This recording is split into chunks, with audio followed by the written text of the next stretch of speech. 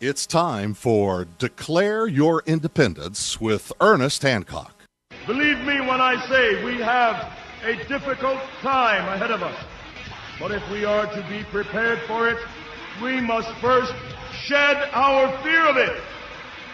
I stand here without fear because I remember that I am here not because of the path that lies before me, but because of the path that lies behind me. I remember that for 100 years we have fought these machines. And after a century of war, I remember that which matters most. We are still here! Tonight, let us make them remember we are not afraid!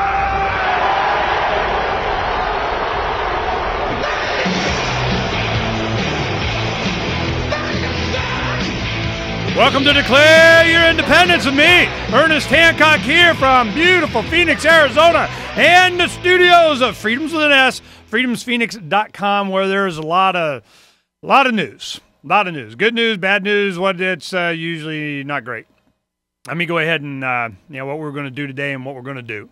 I changed my mind. What I started to do, I went through from the beginning of 2009, and I went through the archives on Freedom's Phoenix, and I started pulling stories that were of interest. We have, probably over 30 to 60 new entries in each of our dispatches that go out on Freedom's Phoenix every day. Now, we have the morning edition, and it got so much that we had to have an afternoon edition. I know a lot of you enjoy those, and they're a wide perspective. We allow, a lot of people to have their say. You want to have your say on there, we'll get on there and have your say. This is what's troubling me. As I go through, and I looked at all of these, and might do some today, but I'm like, wow, man, you can see it coming. That you can feel in the ground the goose-stepping march of the man. And I went to a party last night. A friend of ours had a birthday last night, and a lot of our close friends, a lot of good activists and people that you may recognize their names there. And Mark Victor was there also, my partner on the Freedom Summit.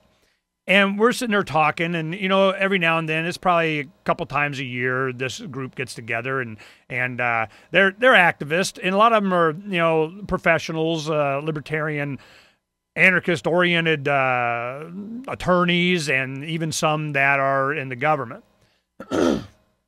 What we're discussing is what plans each of us were making for what is here.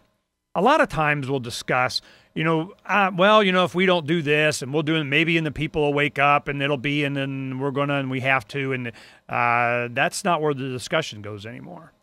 It's how much precious metals do you have? Where are you going?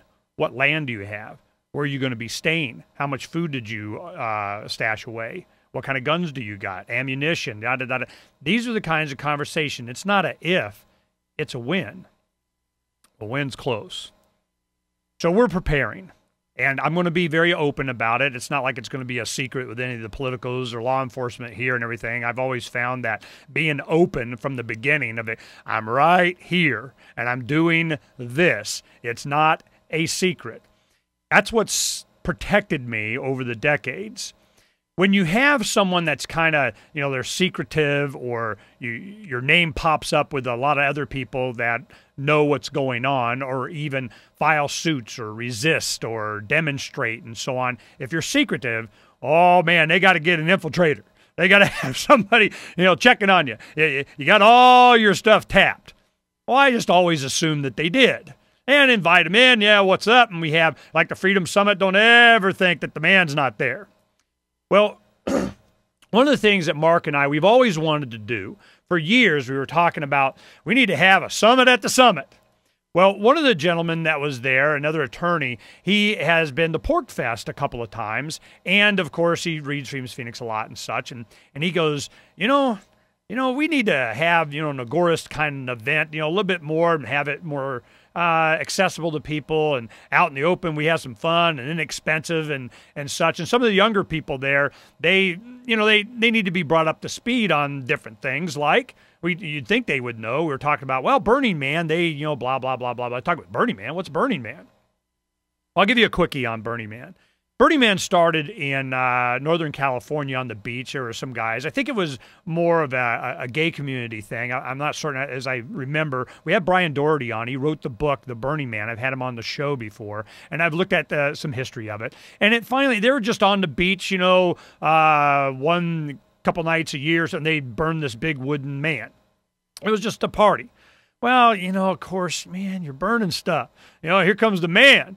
So they're like, we got to get away from the man. We got to go find some place out in the freaking middle of the desert.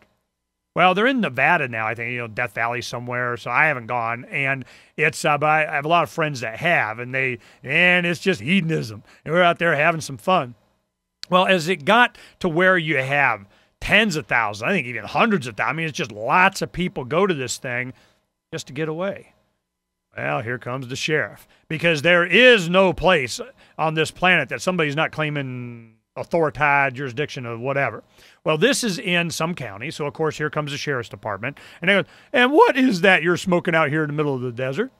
So they, start having all kinds of requirements. How many porta-johns do you have? How much water access? How what do you got to do? So you get permits, and here we go. So then we started finding out that there's Burning Man stuff here going in Arizona. And a lot of places, they'll have little events and things like that. So Mark and I had always talked about, we even looked up at for land up in the mountains in northeastern part of Arizona that we may have, so we could have Summit at the Summit. Burning the Man. So we're going, we should do that. Let's go ahead and find. Next week, Donna and I are going to go up and visit with former State Senator Karen Johnson. She's really encouraging us to eventually get a place up there. She's saying, hey, man, it's, the people up here, they know what be a-coming. You be welcome. We want you to come up and, wrap arms around you and say, hey, man, come up here. So we're going to go take a look, and there's some places up there and small communities where a lot of the activists here are willing to go. I mean, but in the winter, it snows. Now, a lot of people don't know here in Arizona, you're out sunbathing, and then not today. Today was the first kind of cool day we've had this winter. But you go ahead and sunbathe, and then you just drive for an hour and a half or 2.5 hours, for Snow Bowl up in Flagstaff. There's a mountain up there. You go skiing, and about 4 hours if you want to go up in the White Mountains, northeastern part of Arizona, and you go snow skiing. Heck, you can sunbathe up there usually. So we have a very diverse and wide geography here that allows us to enjoy the seasons and stay warm if we want. If we go up there, the growing seasons are shorter. Well, we're starting to see with the cycles of the sun that, it's getting cold. It may change the whether we starve or not. And a lot of people may be wanting to come to the Southwest just to, so they can grow something. You add water here, man, it grows. Well, these are all things we have to keep in our mind. And this may change, pretty rapidly. 10, 20 years, Montana may be Alaska. Heck, it already is anyway. But you have, Colorado may be Alaska. Alaska may be Antarctica. We don't know. And of course they're talking about global warming. They're really trying to do that one. Well, when Al Gore came here, it was like last year, he came to a homeowner, it's like a green expo, green living, and they have a big show to where they show all kinds of new building materials and things you can get for your house. Well, he came, and a lot of people, they wanted to go out and protest. So they went out and did stuff. They go, Ernie, what kind of sign should we have? What's your suggestion? We're all brainstorming everything, and I know the sign I want. What happens when it gets cold? That's all I wanted to put. What happens when it gets cold? Then what's your excuse? Well, they know this is coming. That's why they change it to climate change. It's not global warming anymore. It's climate change. They're going to blame it getting cold on global warming somehow. It changed something, did whatever they can come up with. Well, this was part of a much larger plan that was hatched, a thing called Iron Mountain, that a report they did back in the 60s. And it was featured in The Creature from Jekyll Island. We'll talk about that for a little bit. I'm just going to tell you what we're doing, because it's time to do it, whatever it is. We'll be right back.